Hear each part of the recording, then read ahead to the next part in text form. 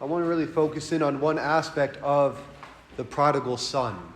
How the hunger that he experienced, his poverty, his deprivation, was the very means by which his eyes were open. It says he returned to himself and said, I must go back to my father's house.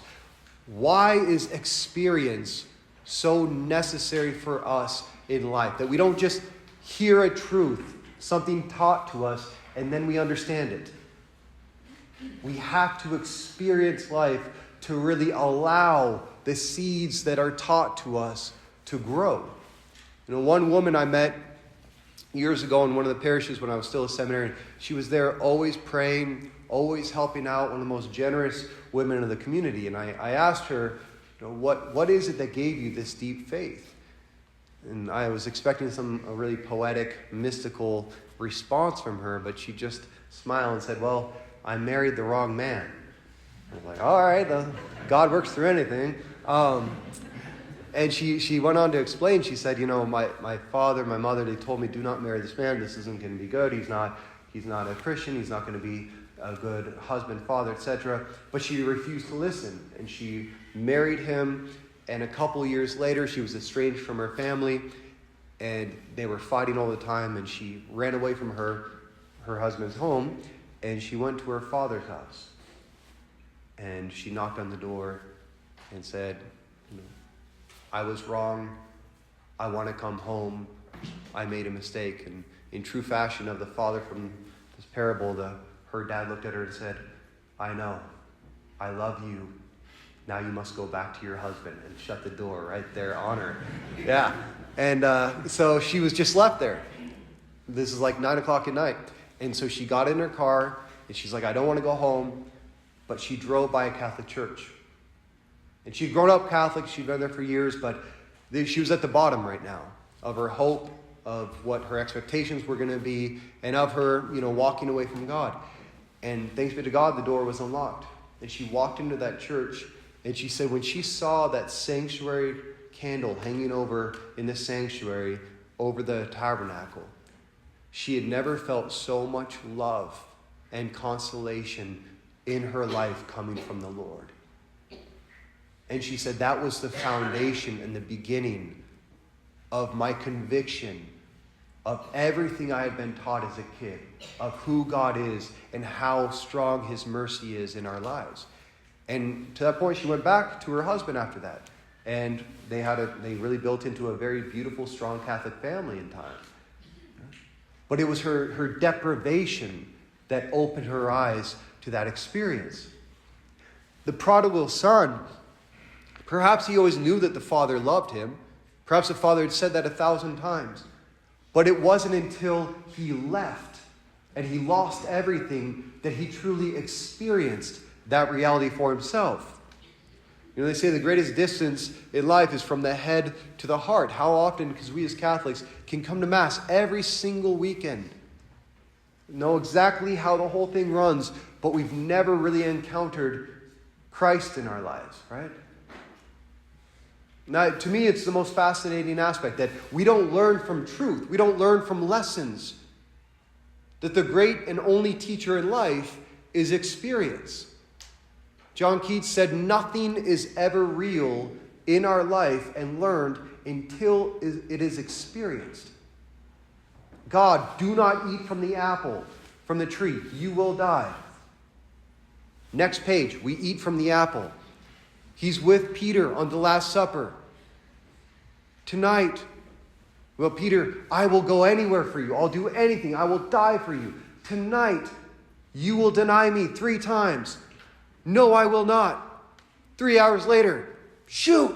How did that happen? How did he go from that conviction to that denial? There's something about it that's necessary in our life. There's something about how we're made and what the world is that we don't learn just from people telling us things. How many times do parents learn lessons in their youth, try to pass that on to their children?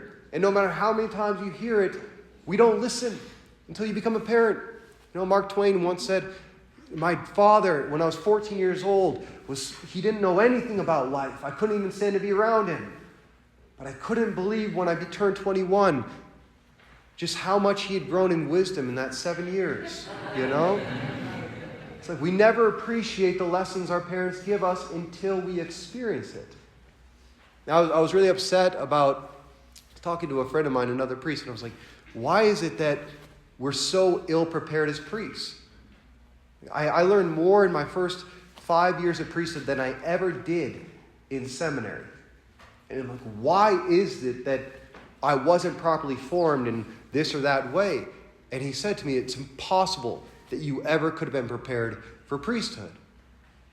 There's lessons that you can only learn through suffering and experience and emotion, not through logic. Okay, second question. Why the heck did I spend 10 years in seminary in that case? I should have just been ordained and learned the lessons. But the same thing goes with marriage. You can go through all the marriage preparation classes. It is not going to prepare you for what it's actually like to have a fruitful, healthy marriage.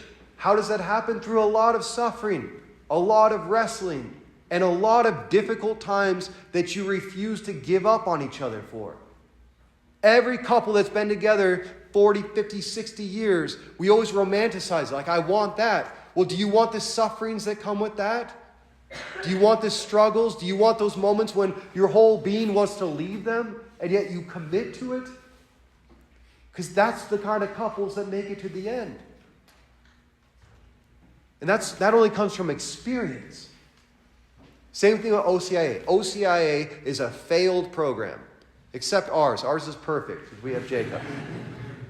In its the way it is set up, even as we as kids growing up in the Catholic faith, it's insufficient because all you're getting is seeds. And when I understood this, I got a lot of peace about it. So much of life is just planting seeds from those who have been through it to those who are just beginning. Whether you're going into the church, whether you're coming into the world as a child from your parents, whether you're being taught things from other priests, from other professors, everything is seeds. But it's only when we go into the world and experience life, mistakes, sins, suffering, that's when the seeds actually begin to grow and we come to understand all those lessons that were given to us before. That's why the son that left, in a sense, he was closer. He knew the Father's love more than the son that stayed home. St. Augustine said, he who is lost in his passion, in his sins, disordered desires, he who is lost in his passion is less lost than the one who has lost his passion. The one who's just going through the motions, that son who stayed home, coming back from the field, always obedient to the Father, but not even realizing that everything that the Father had was his. That's why in life, our sufferings, our sins can actually become the greatest means to our encounter with who God is and who he wants to be to us in our lives. It's a great danger, too, though, because we could just walk away. There is the danger of leaving the Father's house and never coming back, and that is a very common story in our world. But it also becomes the greatest means of understanding who God is. Peter and Judas both committed the same sin that same night, and Judas was warned over and over again in the scriptures by Christ about who he was, what he would do. And he still did it. In the same way that Peter was warned of what he would do, and he still did it. Peter used that experience to understand more fully than ever before who Jesus is and how that mercy is what defined them. Judas stayed away. So I invite us in this Mass, reflect on that what are the sufferings in your life or the struggles you've gone through in your life that have actually made the seeds of the faith grow within you, within your marriages, within your vocations, within your Catholic faith, within the dreams that you're going after in your life. Everything that is taught and spoken are just seeds. What brings it to fruition is our experience. And we shouldn't be scandalized at our experience of life, our experience of sin, our experience of suffering. It's what it means to live in a fallen world.